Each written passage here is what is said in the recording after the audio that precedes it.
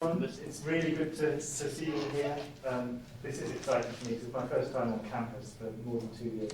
And it's great to be able to come for such an event as this. So this is the last event in the sort of cycle of talks for the Centre for the Novel and the Centre for History and Philosophy of Science, Technology and Medicine.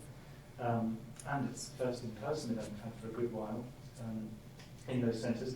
Really pleased and happy to welcome Will Tattersdill, who's Senior Lecturer in Popular Literature, Liberal Arts and Natural Sciences at the University of Birmingham. And Will's one of these people who sort of lives and breathes interdisciplinarity at every level. He's actually split between two institutions at Birmingham, the School of Liberal Arts and Natural Sciences on the one hand and the Department of English Literature on the other, and has worked for a number of years on doing groundbreaking research on the interface between cultural history and science and literature. And in particular, I strongly recommend, if you don't already know it, his book, Science Fiction and the Fin de Siècle Periodical Press, which came out a few years ago with Cambridge University Press, which is a book historical study of the emergence of science fiction as a category, as a type of writing, based around the jostling together of different genres within the covers of magazines, and very, very exciting insights into the makings of a new genre, a new kind of genre fiction in the process. But Will's also published a number of studies in historical periodicals, in science periodicals, most recently about the representation of dinosaurs and prehistoric life forms in general. And in particular, the reason that he's talking to us today in an event sponsored by these two research centres is that, this is one of the things I enjoy most about Will's research, is the way that he looks at the interface between fictionality and scientific reasoning and the scientific imagination, both in actual textual forms, in narrative, in non-fiction writing, in models and visual forms of display. We're going to be hearing a bit about some interfaces between these forms today. Will's talk is Building Mesozoic Worlds, Science Fiction, Dinosaurs, and the Construction of Reality. So welcome to the video. Thank you, Ralph. And thank you to all of you for being here. Firstly, I think I will take my mask off for this. Is everyone comfortable with that? Given the size of the room, and I know myself not to have it, because I had it about a month ago. So I think I'm good. Thank you for the generosity of that introduction, Ralph. It's quite an introduction to live up to. I hope I shall manage it. The thing I want to start by doing is thanking you all for being here at the centre, and Ralph and Helena for inviting me, of course. But it's a busy time of year for you all, I know, and I appreciate your time and your attention. This thing on the first slide is the Dinosauroid. Does anyone recognise it? Anyone seen it before? Okay, fine. So I'll spend a while. The first bit of the talk, I'm going to tell you about this guy, and then I'm going to broaden from there and try and talk a little bit about dinosaurs more generally and kind of how I'm thinking about them, and end on some kind of theoretical points that I hope to be reaching towards. This is all part of a book project that I'm writing for Bloomsbury, a book called The Social Dinosaur, which will be out any decade now.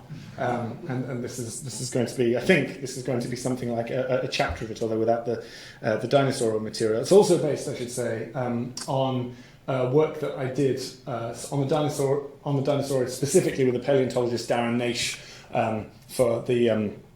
for the Canadian Journal of Earth Sciences, my first science publication. Very exciting, very traumatic. I'll tell you about that over dinner if anyone wants to ask me about it. So, without further ado then, this is the Dinosauroid. And it's a creation of the very late 1970s, early 1980s. The person who came up with it is named Dale Russell. Russell is one of the, at the time, one of really two preeminent vertebrate paleontologists in Canada. He was based at what was then the National Museum of Natural Sciences, which, for a reason that was just obvious in how I said it, was renamed the Canadian Museum of Nature in the 1990s. and he worked with a sculptor called Ron Seguin to create this model of a thought experiment which quickly becomes more. The premise is this. Russell was an expert, among other things, in troodontid, which are a kind of dromaeosaur, similar, if you know your Jurassic Park, similar to the Velociraptor as it's portrayed in that film. The creature in the background here, and he was responsible for finding a whole bunch of these in the Albertan Badlands. And with Ron Seguin, he was creating a life restoration of one of them, which is in the background. And then they decide, and it's a momentous decision, I think, to figure out what would have happened if there hadn't been an extinction event. So no asteroid. There was no asteroid in 1979. That theory wasn't quite around yet, but no end Cretaceous extinction events. And then what happens if this thing keeps evolving for 66 million years? What do we get? And Russell puts together what he knows about evolution and about encephalization. One of the key things that he notices about the animal in the background, which is called Cenotosaurus, is that it has a very high brain size to body ratio. So from that, he infers certain physical changes over the course of the next millions of years. And he produces the Dinosauroid, which is the creature in the foreground. So a distant descendant of the ancestor that we recognize more instinctively. I've been thinking about this for years. This just fascinates me. And there are like thousands of reasons. And astonishingly, given how long I'm probably going to go on about this right now, I'm only going to give you like a tiny piece of why I think this is just absolutely amazing. But one of the things that it seems to do, I think, is it challenges some settled assumptions about how evolution works and about how science works.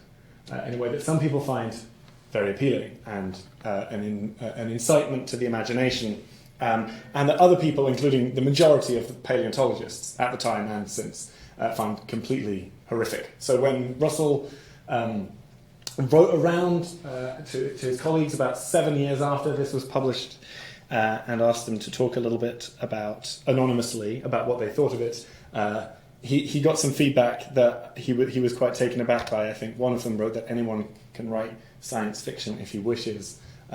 Another person said something to the effect of, we've already got enough crazy people sniffing around dinosaurs. Why encourage them with this nonsense? Why are you doing this? People couldn't understand why he was doing this. And the thing to say about Russell at this point, he passed away quite recently, is that he was in other respects, a very serious and well-respected scientist at the heart of one of Canada's biggest museums, with one of the most coveted jobs in his field, deeply respected scientific work. He is not a fringe crazy, and that is really, really important for reasons that I hope will become obvious as I continue talking.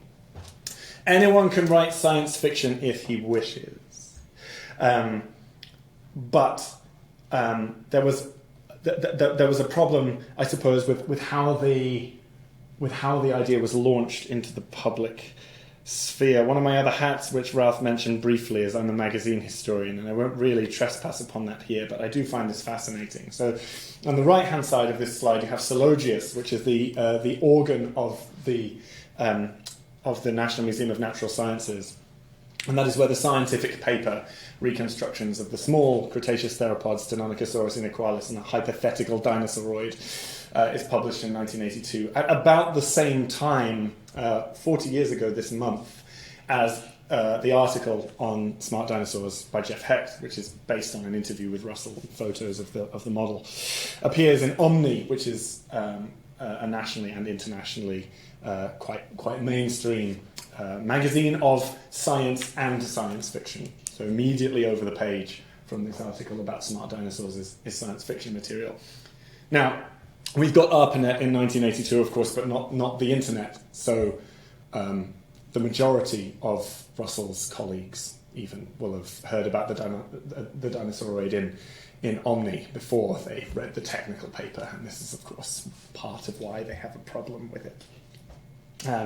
But by no means the only part, and if the release of the idea, as it were, offended people at the time, paleontologists have continued to pick holes in it since C.M. Kozman, who is a paleoartist, produced this rebuttal to it a few years ago, in which he accuses Russell of primate chauvinism, this idea that the inevitable tendency would be towards upright bipedal binocular vision, all of that.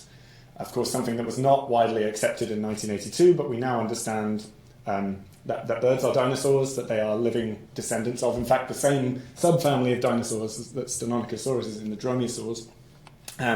So Kozman says, if you wanted to play this game, what you would end up with would be much more bird-like, and this is his answer to the same problem. Produced more as a way of ridiculing the whole exercise than as a serious kind of alternative, I hasten to add. I might mention a little bit more about what Kozman gets up to later. So this is all kind of fun and all kind of stressing the kind of provisionality and, like I say, the frivolousness of the Dinosauroid idea.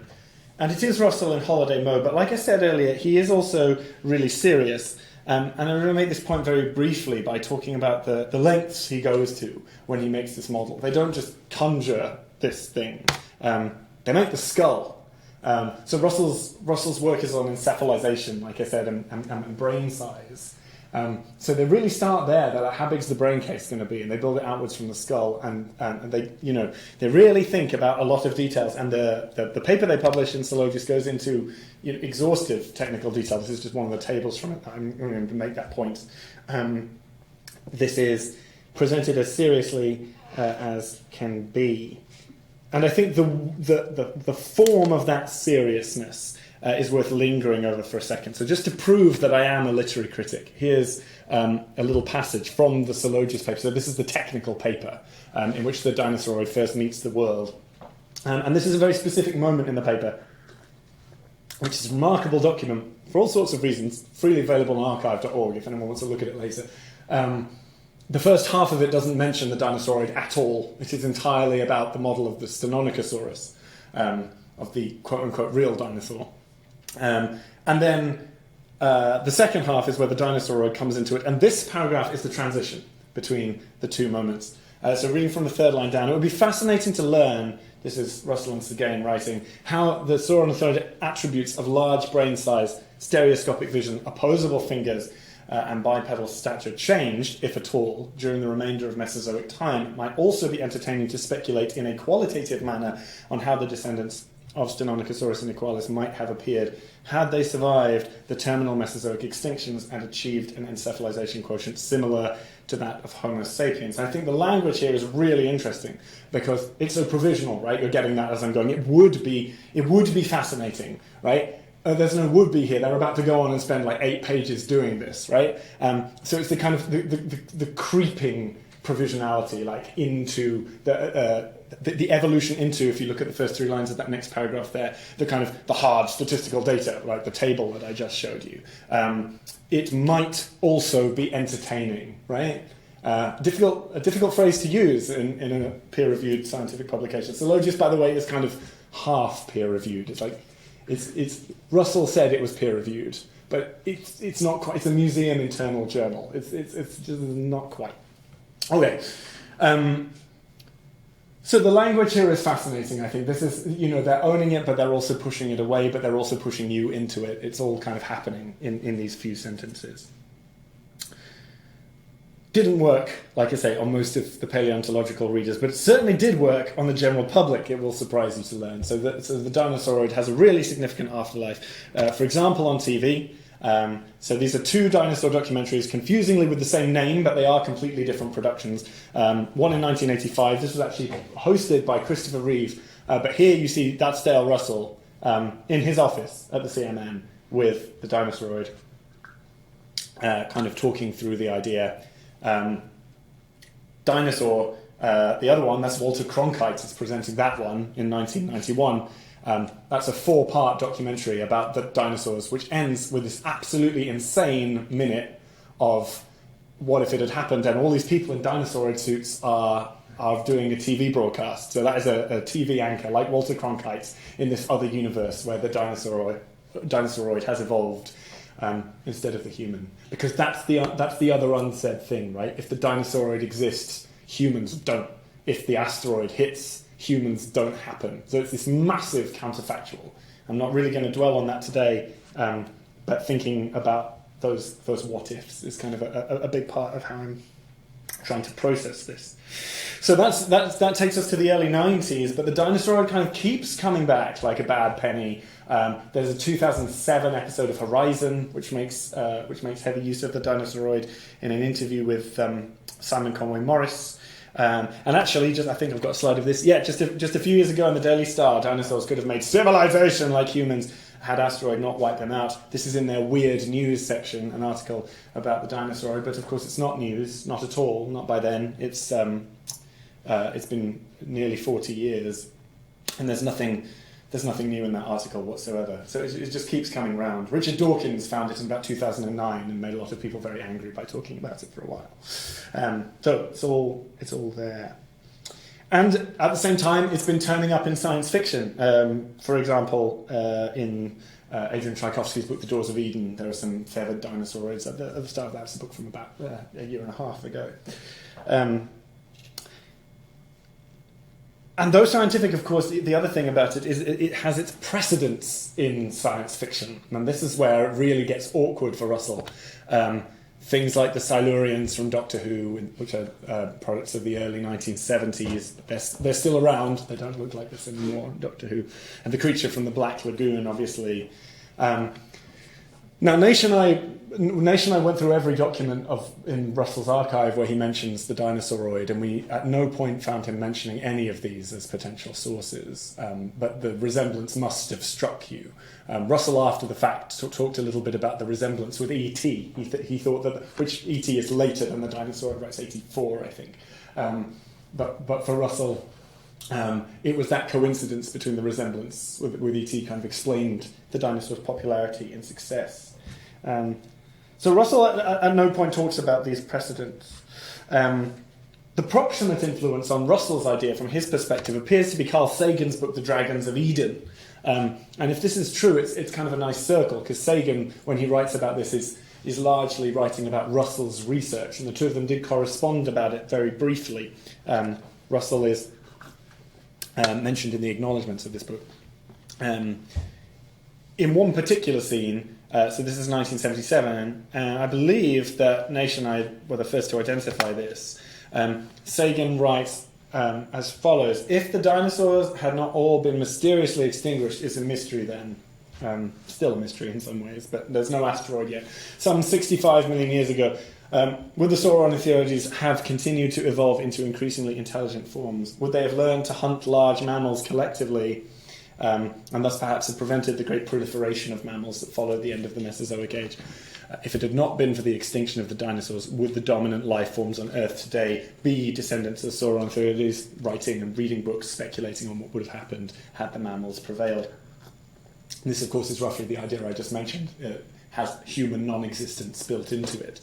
But it's also this speculation on speculation, right? We're imagining here the Dinosauroid, imagining that seems, and again, Russell doesn't acknowledge this anywhere in publication, but that seems to be the springboard that Russell jumps off. Sagan sent him a copy of this book, and he sent back a letter saying that he liked it. And this chapter is based on Russell's own research on cephalization. Ellen Kish, who worked at the Canadian Museum of Natural Sciences with Russell, did this lovely painting, which was never published until Nation and I published it last year, of that very moment with the Dinosauroid. This is recognisably now Russell's Dinosauroid, doing a bit of speculation on Dinosauroid cave people. But in the mode of the modern natural history museum, you can see those kind of skulls and the pointer and things on the front. And this is all Darren, this wasn't me, who noticed that Kish is almost certainly pointing at Sagan deliberately with that iconic knitwear. It does... At worst, it's really, really convenient, right? At best, that's a deliberate nod from Kish in Sagan's direction. Sagan, of course, the latest at that time in a long line of influential natural history lecturers who kind of got the crowd going, and there's that Dinosauroid down in the front. Okay, so where do we stand? Where does all this get us? The Dinosauroid isn't science, but it isn't not science either, right? You've got these people who are absolutely at the heart of the scientific establishment. Carl Sagan gets his name a vote. Russell himself, as I've mentioned, is a key figure. But there are these webs of science fiction as well as science into which the dinosaur is inextricably wrapped. And I guess one of the central points that I'm trying to make with the Dinosauroid is it's simply not possible as an idea without both a very, very concerted scientific institution and imagination, playfulness, silliness. These things that we tend to regard as opposites. That is the story with dinosaurs in general. And the reason that I like the Dinosauroid is it's just a really great way of showing you what all dinosaurs do. This is a picture you might be more familiar with. Certainly Ralph will recognise it. This is a Megalosaurus from the grounds of the Crystal Palace in Sydenham, South London, which has a reasonable claim to be the first dinosaur theme park. So when the Great Exhibition moved in 1854 south of the river, they built these in the grounds, these and many other prehistoric animals. And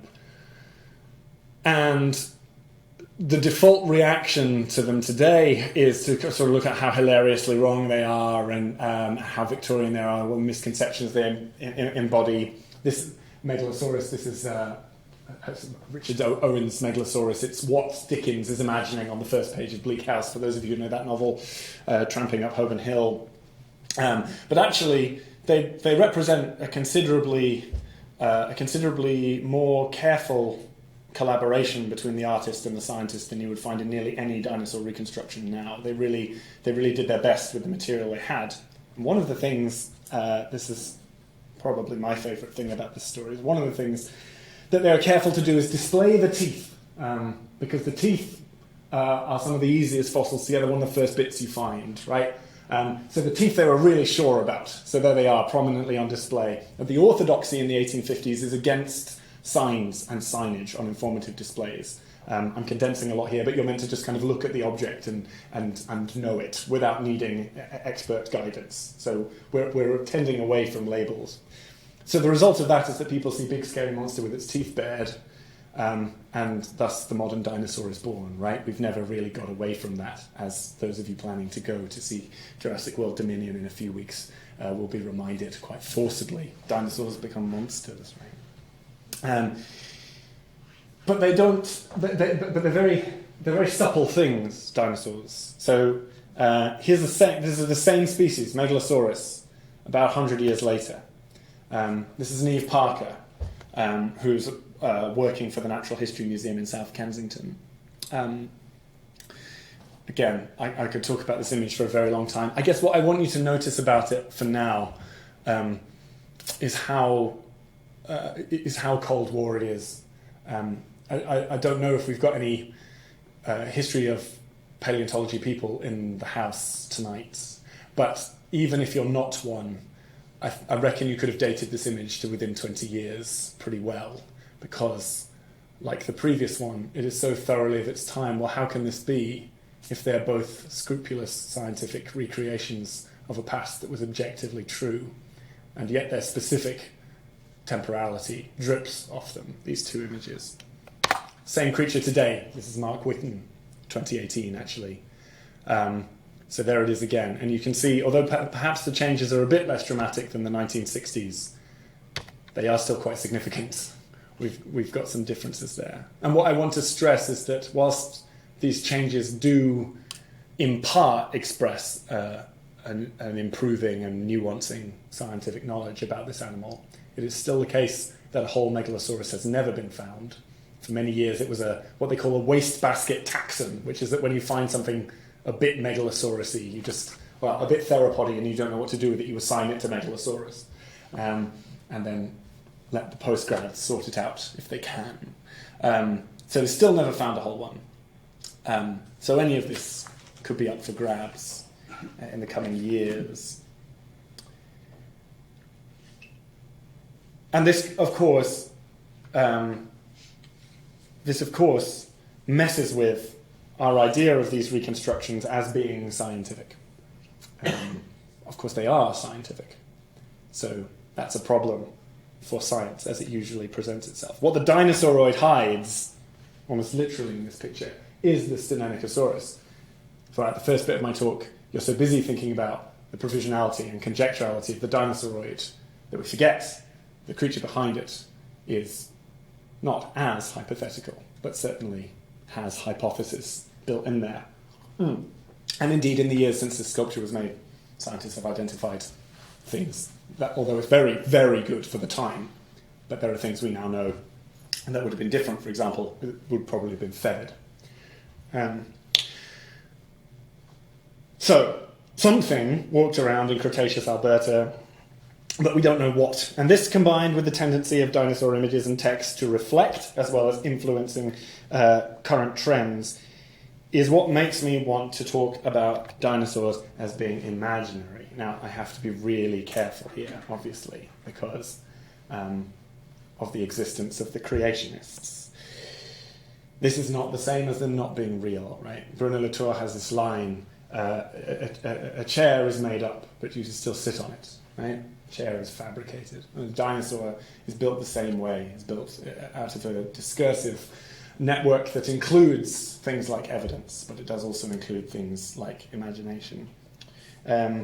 Dinosaurs are imaginary creatures, not in the sense that there was nothing that existed in the deep past, but in the sense that they inhabit as we currently have them and are furnished by the human imagination. And my point is precisely that this does not stop them from being valid scientific objects. You can't have a dinosaur. Ralph knows this very well. This is historically true. You can't have a dinosaur until you have an establishment that can dig fossils out of the ground and understand them, and a set of cultural systems that can receive those understandings imaginatively, get excited by them, draw pictures about them, write stories about them, true and fantastic. One of the ways I'm trying to understand this is through Michael Saylor's wonderful book, As If, and if you only read one book that I talk about today, make it this one. Saylor's phrase in this book, his key phrase, is he talks about the ironic imagination. He's writing a kind of prehistory of fandom here, essentially. Starts with Sherlock Holmes, goes through Lovecraft into Tolkien, and the way in which people imaginatively inhabit those worlds. Right? What he says is most fans are not delusional. They know these things aren't real. They're choosing to live in these worlds critically. So it is a kind of imagination that understands its own critical distance from itself. It is an imagination that is tempered by an understanding of the scientific reality. And I think that the non-fiction on dinosaurs plays into this same argument extremely well. This is the point Saylor doesn't go to, but I'm kind of pushing it in that direction. What does it mean if we try to understand vertebrate paleontology as being analogous to fantasy fiction? Whilst again, like Saylor, acknowledging that fantasy does not necessarily mean the opposite of reality anymore, right? I choose that word analogous really, really, really carefully.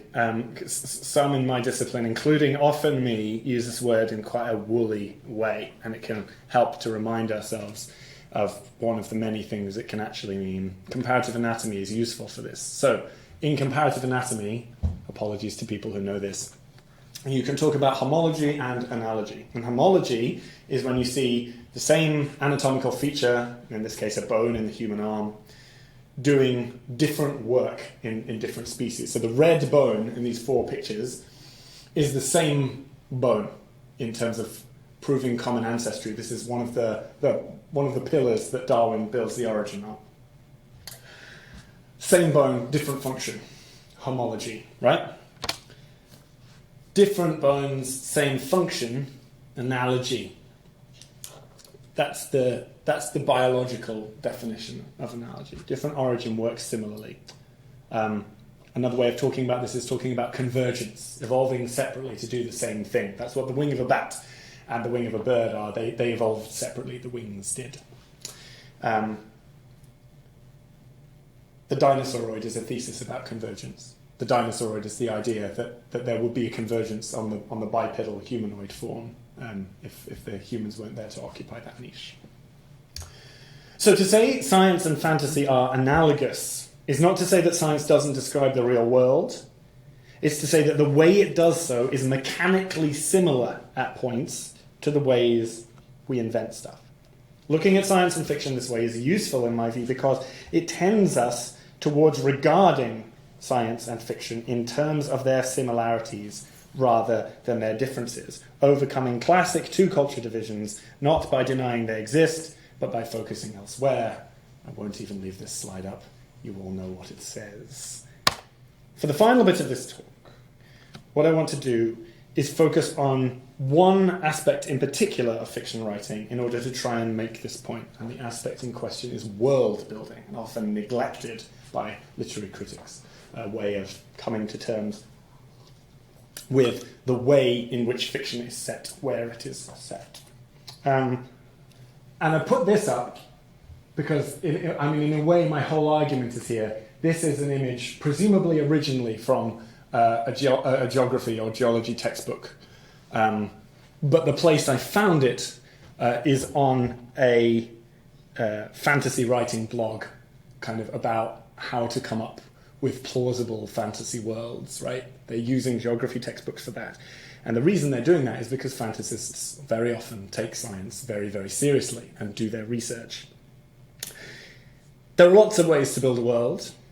Some are inadvertent and instantaneous, and some require decades of careful scholarship. The elephant in this room, of course, is J.R.R. Tolkien. And Tolkien's... the extent of Tolkien's achievement in Arda, in the world of Middle-earth, of Lord of the Rings, is not something that I need to cover here, I suspect. Possibly some of you might know this quotation. It's relatively famous from his foreword to the Fellowship of the Ring. He's having a go at C.S. Lewis here. We're not naming names. I cordially dislike allegory in all its manifestations, and always have done so since I grew old and wary enough to detect its presence. I much prefer history, true or feigned, my emphasis, with its varied applicability to the thought and experience of readers. History, and especially in Tolkien's case, history of language, over allegory. In other words, what we have here is a claim that the fictitious world in itself is more important than the fictitious world in relation to ours. Nicely summed up. We might think less perhaps of Narnia's position as a religious allegory than its position relative to our world in what Farah Mendelssohn would call a portal fantasy. So in C.S. Lewis, our world exists, and the children go through the wardrobe to it. In Middle-earth, there's no talk of our world, there's no hope of that. The world is an entire and unto itself. It doesn't need us, so to speak, to exist. And this, I think, this distance, is analogous in some ways to scientific treatments of the Mesozoic. So when we're imagining the world of the dinosaurs, the world of the Cretaceous, or whatever it may be, is it like Middle-earth in that way? Something that doesn't need us, something that holds us at a distance, something that can't play into our allegorical intentions for how it's depicted. Arda, of course, does have its contact points with our world. Any reasonable fantasy does, or it's meaningless, wouldn't be successful here. But the effort is to give it a life of its own by not depending on that connection. So to think about this, a little more, I was coming up with the slides for this talk, and I started drawing out a kind of a taxonomy of reality. I dislike taxonomies intensely, and I become very distrustful whenever anybody gets them out. This will work this will work for our purposes today, as long as we recognise that what it really describes is a spectrum that's much more complicated than this. And I'm amalgamating critical language from a couple of different people here. So, what are the kinds of imagined world? From most to least real, right? At the top, the actual world. I'm taking that term from Mary-Laure Ryan, who very deliberately does not say real world, because real is a very, very complicated word that you don't want to go anywhere near if you're trying to have this kind of discussion. So the actual world is the one in which I'm speaking to you right now. Okay. Then there is, and this is from Tolkien's critical essay on fairy stories, the primary world. Tolkien doesn't draw a distinction between the primary and the actual world, but of course there is one. All fiction is not set in this world, not quite, even the most realist of the realist fiction. The world from which the Pevensey children go to Narnia is not actually this one. They don't exist, that house doesn't exist. Then I've taken to adding a grey area between primary and secondary world. I've put question marks around my name there because I can't believe that there isn't anyone who hasn't talked about this yet. I just haven't had time to find them. Until I do find them, we'll assume it's my brilliant idea. Fantasy locations which we understand as effectively being in our world. And we might think here of the Golden Age detective fiction tendency towards having a London that definitely exists. And then provinces with country houses that do not exist, from which the real London can be accessed. A Mendelssohnian portal fantasy, perhaps. Manderley is one of the examples I've chosen for you there. So where do those sit on this timeline? And then at the bottom you have what Tolkien calls the secondary world, which would include his own Middle-earth, as I've just been discussing. Now, as I said, this has to be a spectrum in order to work. And one of the things that we might want to think about with it is where the problems are. Where does Harry Potter go in this, right? There is a real world there, putatively. There is a portal, there is a train. The place it goes to is clearly made up. The really important thing that I need to stress before we go further with this is that no fiction is set in the actual world. You can't do that. You get very, very, very close to it. That's sometimes called metafiction. But you can't set fiction in the actual world. It will inevitably become the primary world at some point. If it's fiction, then it becomes the primary world. Okay, so having set that model in front of you and acknowledged that it's kind of provisional and awkward and nothing quite fits where I've said it does, which you probably already spotted. Where does the Mesozoic go, the world of the dinosaurs? Can we say that it's in the grey area and thereby admit its fictitious elements without disputing the scientific reality of some of its other components? What's London and what's Manderley in the Mesozoic? The things we know for sure, the things we'll never know. There are things we'll never know about that time and that place. The Monte Carlo in Rebecca is very closely resembles an actual place Manderley is made up.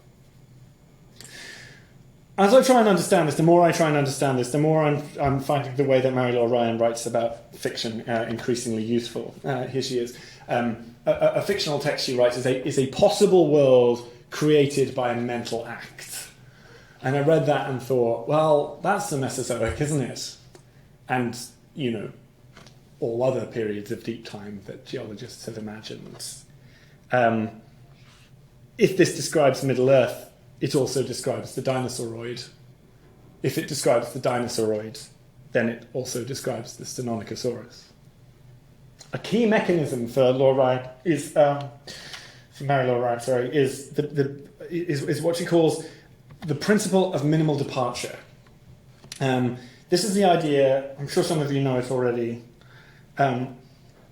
this is the idea that whenever we interpret a message concerning an alternate world, we reconstrue this world as being the closest possible to the reality we know. In other words, when you're reading Rebecca, you don't assume there are going to be living non-avian dinosaurs or dragons or creatures from the Black Lagoon until the point in the fiction where du Maurier tells you, no, Rebecca was eaten by a Tyrannosaurus Rex, right? Then you have to adjust your sense of genre, your sense of what the book is.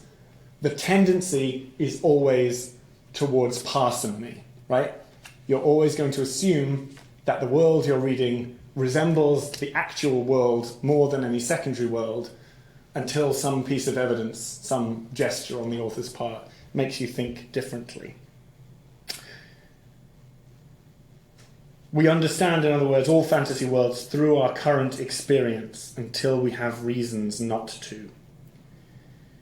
And this really, really reminds me of comparative anatomy, the discipline and ethos at the heart of paleontology, the discipline and ethos that, through Cuvier down, gives us paleontology in its modern form. We understand the biomechanics of dinosaurs and other extinct creatures by comparing them to extant creatures. A good paleontologist knows about living animals because that's the safest guess as to how a part of the body worked, as to what teeth can tell you about diet, about ecosystem, about lifestyle, how joints work, how they would have moved, how they would have held themselves. You look at today's world and then extrapolate from there as best you can. The sample size, the problem with biology, right? The sample size of life is one. We only have one example of emergent life to base our thinking on. So we assume that everything works the same way until we have a reason to think that it was different. What the principle of minimal departure teaches us is that far from being an imaginative free-for-all, as a layperson on the street might perhaps assume, fantasy fiction is actually parsimonious. Intensely parsimonious. And it's the same parsimony as that exercised by scientists reconstructing the Mesozoic. In fact, it's increasingly recognized that a great deal of historical paleoart is too parsimonious. So this is Ellie Kish again, who worked a lot with Dale Russell. And I'm an enormous admirer of Ellie Kish. I think she's underappreciated. I think she's a brilliant artist. I'm not having a go at her here. But these sauropods are too thin, right? The way you can see their ribs down the side and the legs kind of sticking out the side. Animals hold more mass than this. Those big legs would have carried more weight. And she's not here as she does sometimes. She's not drawing starving dinosaurs at the end of their lives in extinction events. These are supposed to be healthy animals. And this is a really common problem. It's not Kish's problem. It goes all the way back to the start of paleoart. Why is that extra body fat not there? Because it doesn't survive in the fossil record. And because scientific illustrators want to base their reconstructions on the evidence they have. It's too parsimonious. The Cenotosaurus in Russell and Seguin's reconstruction is guilty of this as well. I mentioned the feathering, but look at that rib cage. Again, it would have held more weight than that. There would have been weight across. You wouldn't have been able to see this ilium here. That would have been covered probably, by feathers as well, right? So there are ways in which this is. The word paleoart is sometimes used for this is shrink wrapping. Okay. Too parsimonious. A couple of paleontologists got together, paleoartists, got together and actually did a joke about this where they restored a swan as if it were a paleoartist restoring a dinosaur. Here it is. It kind of, again, they're joking around, but it makes the point. And they're saying, look at this strange creature whose bones we found. It must have used these long things to harpoon fish. That's the only possible use we can think of for them. And of course, the point they're really making is, we really do not know what these things look like, even though we have a lot of evidence, and even though the evidence improves every year. The movement that these paleoartists belong to and paleontologists is called the All Yesterdays movement. And what they do is they They do illustrations of dinosaurs and other extinct animals that look more fanciful, but are actually biologically completely plausible, they say. This is a big sauropod diplodocus, I think. And you'll notice immediately the difference from what you're expecting. These huge neck frills and that very heavy neck. There's no evidence for it. True, but if you look at similar animals, they have display structures, right? So such structures would not fossilize if they were there. So why not? Okay.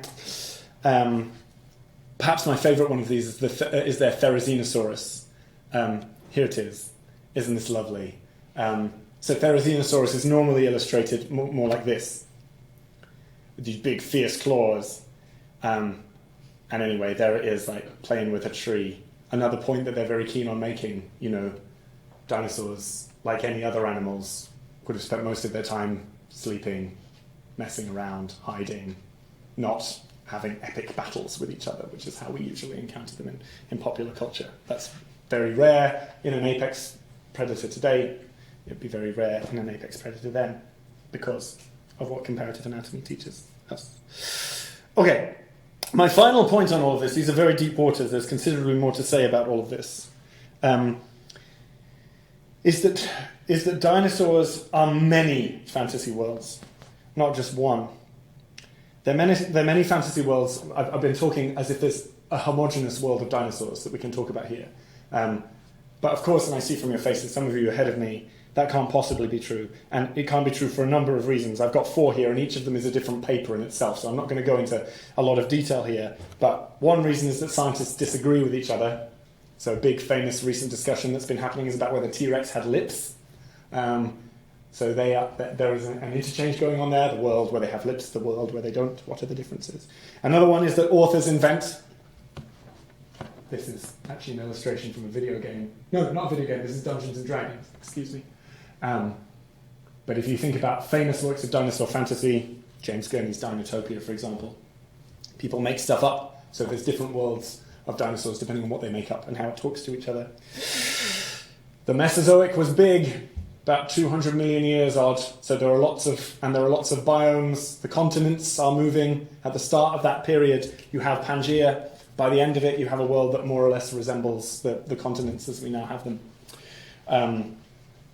The world changes a lot during the age of the dinosaurs, because the age of the dinosaurs is unimaginably long. For those of you who don't know this one already, there's more time between a Stegosaurus and a T-Rex than there is between a T-Rex and you. That's how long the dinosaurs were around. And the fourth thing, science dates, but images stay. So images go out of date. The one on the bottom left was out of date before it was even drawn. But that doesn't mean you get them out of the popular consciousness. It's much easier to get an idea into the zeitgeist than it is to get it out again. This is a raincoat that is available for 8 to 9-year-olds right now. You can pick it up online. I think it's adorable. But in terms of, and they're cartoonized, but in terms of posture, in terms of the anatomy, in terms of the amount of weight they're carrying, these are 1950s at best dinosaurs. And they're probably still what a lot of people think of when you say the word dinosaur, right? Completely, so to speak, wrong. But to argue that this has nothing to do with how the dinosaur exists as a concept would be preposterous. By far my favourite commentary on this, I am winding up now, I promise, is Mark Whitten's, which is this lovely picture he did. So Whitten is, I showed you his up-to-date Megalosaurus a few slides ago. He's a really amazing paleoartist and paleontologist with an international reputation, restoring these animals with a great deal of scientific attention. He's part of the All Yesterdays movement. And here he's restored the Crystal Palace Megalosaurus, the thing I showed you at the beginning. And I love what this image does. I don't have time to talk about it in detail. But I love the separate life that it gives to this Megalosaurus, the way it acknowledges the imaginative existence of this creature alongside the real creature, which he also illustrated at the same time. What we have here, in other words, is an economy of worlds, and the truth, all wrapped up around each other, all working together and against each other. So, for Mark J.P. Wolfe, world building is under-theorized. He says, literary critics have spent too much time thinking about plot, character, theme, context, action. We don't think about world enough. And that is why fantasy fiction doesn't have the canonical status of realist fiction. Because if you read fantasy for what it does with world building, you come out with a considerably higher opinion of it than if you look at how it handles character. This is Wolfe, it's not me, although I do agree with him. In attempting to start theorizing world building about a decade ago, Wolfe thinks of three ways in which imagined worlds are different from other media entities. The first is they include details which don't advance the story. There is some element of being in an imagined world that is pleasurable enough in its own right that we want to linger on those details even when they don't advance the action. Second thing, imagined worlds exist across single stories and single media, and sometimes even beyond single authors. If you think about how many people at this point have authored the Star Trek galaxy, or Batman, say, it's a massive number, right? So it's beyond a single point, even though you might enter at a single point. And the third thing that Wolfe says when he's defining how imaginary worlds work is that they are fundamentally interdisciplinary objects, by which he means that you cannot understand them from the vantage point of any academic field, pardon my typo there, just by itself. Media studies, which is where Wolfe is, English literature, whatever else, they can't understand these worlds without working together because they are transmedia, they are sprawling, they are complex. Every one of these three can be asserted easily of the world created through museums, textbooks, digs, papers, and scientific talks, the world of quote-unquote real dinosaurs. Again, I say this not to claim that science speaks no truths about the actual world, but in order to assert that the rhetoric and techniques of literature and science are often closer to each other than we allow ourselves to see. Russell's colleague might have been upset at the science fictionality of the Dinosauroid, but there is a truth to their statement that they would have liked even less. You can write science fiction without wishing to, and we do it all the time. Thank you very much.